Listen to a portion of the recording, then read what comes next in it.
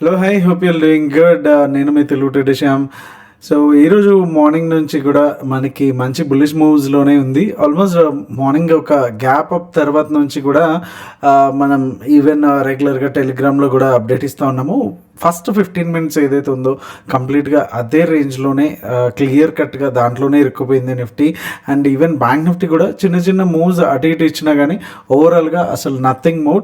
So సెన్సెక్స్లో మనం చూసుకుంటే ఏదైతే 15 మినిట్స్లో ఉందో సేమ్ దాంట్లోనే ఇరుక్కుపోయింది. Same condition bank Nifty and Nifty కూడా సేమ్ ఫస్ట్ 15 మినిట్స్ ఏదైతే ఉందో అదే రేంజ్లో ఉండిపోయింది. సో నో ట్రేడ్స్ ఇవాళ.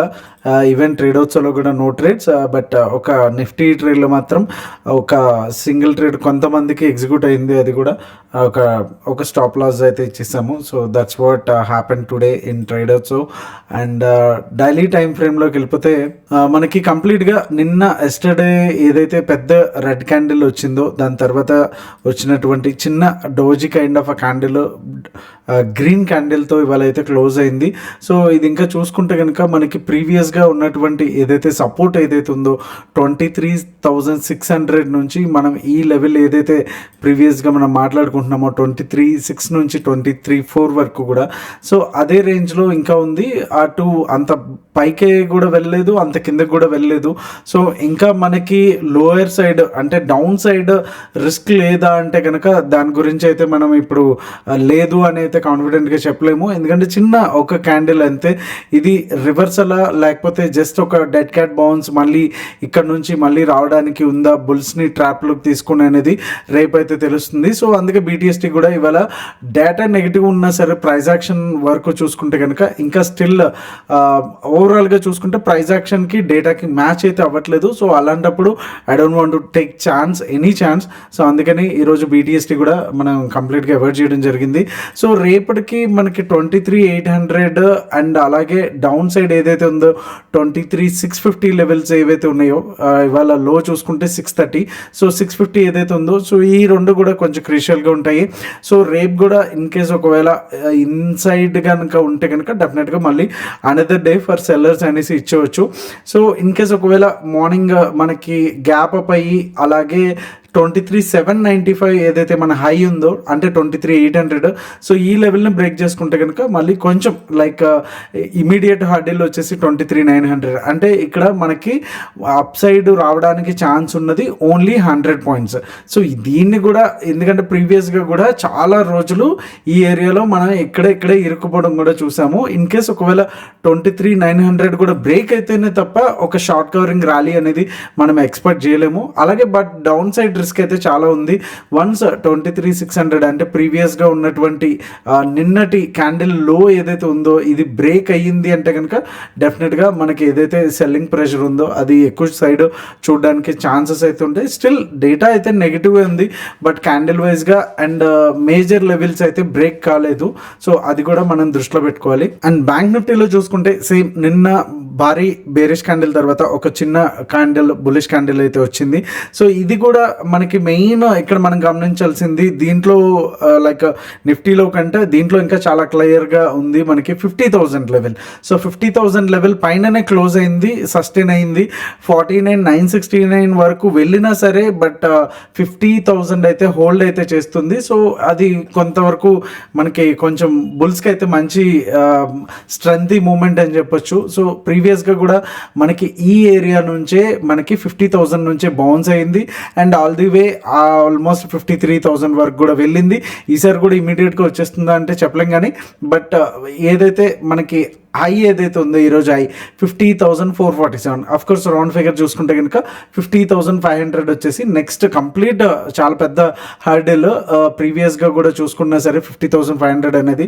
సో వన్స్ ఇది బ్రేక్ అయిందంటే కనుక కమింగ్ అప్ డేస్లో మళ్ళీ మనం ఈ లెవెల్స్ వరకు కూడా అంటే 51,500 వరకు కూడా మనం చూడడానికి అయితే ఛాన్సెస్ అయితే ఉంటాయి. అండ్ లోయర్ సైడ్ ఏదైతే ఈ లెవెల్ని ఆల్రెడీ రీసెంట్ టైమ్స్లోనే 2-3 టైమ్స్ అయితే టెస్ట్ చేసింది which is 50,000 and 49,750 levels. So ఇది కూడా డౌన్ సైడ్ బ్రేక్ అయింది అంటే కనుక యాజ్ డీస్గా మళ్ళీ ఇంకా కొంత సెల్లింగ్ ప్రెషర్ అనేది మనం చూడడానికి అయితే ఛాన్స్ ఉంటుంది. యుఎస్ మార్కెట్స్ అయితే కొంతవరకు ఇంకా లైక్ ప్యూర్ రెడ్ కాదు, ప్యూర్ గ్రీన్లో కాకుండా అయితే క్లోజ్ అయితే అవుతున్నాయి. సో ఈ వీకెండ్ తప్ప మేజర్ న్యూస్ అయితే మనకి ఇంటర్నేషనల్ ఎకనామిక్ క్యాలెండర్ ప్రకారం అయితే ఏం లేదు. సో ఒకసారి మనకి Nifty, bank Nifty buying zones and selling zones ఏంటనేది, అలాగే ఓఏ డేటా కూడా ఒకసారి చూసేద్దాం. So that will get a clear picture what's going to be happen tomorrow అనేసి. So let's get started. And తెలుసు కదా, వీడియోని లైక్ చేయడం అయితే మర్చిపోకండి. సో నిఫ్టీలోకి వచ్చేసరికి మనకి ప్రీవియస్గా ఉన్నటువంటి ఈ లెవెల్ చాలా ఇంపార్టెంట్. సో ప్రీవియస్గా ఒక 2 days నుంచి కూడా ఈ లెవెల్స్ దగ్గర కంప్లీట్గా రిజెక్షన్ అయితే వస్తుంది. అండ్ డౌన్ సైడ్ కూడా ఈ లెవెల్స్ మనకి చాలా ఇంపార్టెంట్. ఇన్ కేస్ రేపు మార్నింగ్ కనుక గ్యాప్ అప్ అయ్యి స్లోగా వెళ్ళినా సరే, ఆర్ ఎల్స్ మంచి గ్యాప్ అప్ అంటే 700లో క్లోజ్ అయింది కదా, ఒక 50-60 పాయింట్స్ గ్యాప్ అప్ అయినా ఇక్కడ నుంచి ఒక రౌండ్ ఆఫ్ సెల్ ఆఫ్ రావడానికి ఛాన్స్ ఉంది. ఇన్ కేస్ ఇక్కడ కూడా మనకి మంచిగా ఒక 5 minutes or 15 minutes క్యాండిల్ కనుక కూర్చుంటే మనకి టార్గెట్ 1 వచ్చి 23,806 అండ్ 857 వచ్చి టార్గెట్ 2 అండ్ టార్గెట్ 3 వచ్చి 23,915. అలాగే ఇన్ కేస్ ఒకవేళ గ్యాప్ డౌన్ అయ్యింది అంటే కనుక even 20 to 30 points gap down అయ్యి ఈ లెవెల్ కనుక బ్రేక్ అయిందంటే ఇమీడియట్గా మనకి ఫస్ట్ టార్గెట్ వచ్చి 23,638 అండ్ సెకండ్ టార్గెట్ వచ్చి 23,600 అండ్ థర్డ్ టార్గెట్ వచ్చి 23,550గా అయితే మనకి ఉంటుంది. సో నిఫ్టీలో ఈరోజు కూడా మనం చూసుకుంటే కనుక సేమ్ ఏదైతే ప్రీవియస్గా మనకి ఉందో 15 minutes రేంజ్లోనే కంప్లీట్గా ఉంది.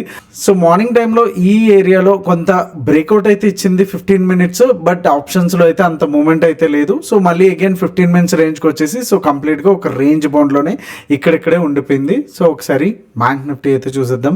సో బ్యాంక్ నిఫ్టీలో కూడా ఈ లెవెల్స్ ఏదైతే 50,400 వచ్చేసి వెరీ వెరీ ఇంపార్టెంట్ లెవెల్స్. అలాగే డౌన్ సైడ్ కూడా 49,955, ఆఫ్ కోర్స్ 50,000 అనుకుంటే కనుక ఈ 400 పాయింట్స్ వచ్చేసి కంప్లీట్గా no trade zone. In case ఒకవేళ జనరల్గా 150-250 వరకు మనకి either gap up or gap down అవుతూ ఉంటుంది. సో ఇన్ కేస్ ఒకవేళ ఇక్కడ నుంచి కూడా 250 అరౌండ్ 300 పాయింట్స్ అయితే కనుక మనకి ఈ లెవెల్లో ఒక రిజెక్షన్ అనేది తీసుకోవడానికి ఛాన్స్ ఉంటుంది. సో ఒకవేళ ఇది కూడా బ్రేక్ అయ్యింది అనుకుంటే కనుక 50,600 would be our first target. Second target వచ్చి 50,775, అలాగే థర్డ్ టార్గెట్ వచ్చి 50,996. అండ్ డౌన్ సైడ్ వచ్చేసి 50,000 దగ్గర ఒక 5 minutes or 15 minutes క్యాండిల్ కనుక కూర్చుంటే మనకి ఫస్ట్ టార్గెట్ వచ్చి 49,782, అలాగే సెకండ్ టార్గెట్ వచ్చి 49,588 అండ్ అలాగే థర్డ్ టార్గెట్ వచ్చి 49,192. ఓకే. అండ్ ఓఏ డేటాకి వచ్చేసి 23-24 అంటే మంత్లీ వచ్చేసి బ్యాంక్ నిఫ్టీకి డిసెంబర్ మంత్ అనమాట 16.99. సో పుట్స్ కొంతవరకు డౌన్ సైడ్ అయితే ఉన్నాయి. అలాగే ఫిబ్రవరి మార్చ్ డేటా చూసుకుంటే 17.99 అయితే ఉంది. సో ఓవరాల్గా డేటా వచ్చేసి ఇంకా నెగటివ్గానే ఉంది. ఓకే, మనకి ప్రైస్ యాక్షన్లో మాత్రం మేజర్ లెవెల్స్ అయితే బ్రేక్ అవ్వలేదు. సో కొంచెం kind of tricky situation. So రేపటి 15 minutes బట్టి అండ్ మన ఏవైతే లెవెల్స్ గురించి మనం మాట్లాడుకున్నామో ఆ లెవెల్స్ బట్టి మాత్రమే ట్రేడ్ అయితే తీసుకోండి. So that's all for today. And traders update already చెప్పేశాను. ఈరోజు ఒక 20 పాయింట్స్ మైనస్ అయితే ఒక నిఫ్టీ ట్రేడ్ మాత్రం అయ్యింది. So that's all for today. And ట్రేడర్స్లో జాయిన్ అవ్వాలి అనుకుంటే కనుక BTSTలో కూడా లింక్స్ వచ్చి డిస్క్రిప్షన్లో ఉంటాయి. Thank you so much. మీ తెలుగు ట్రేడర్ శ్యామ్. జై హింద్.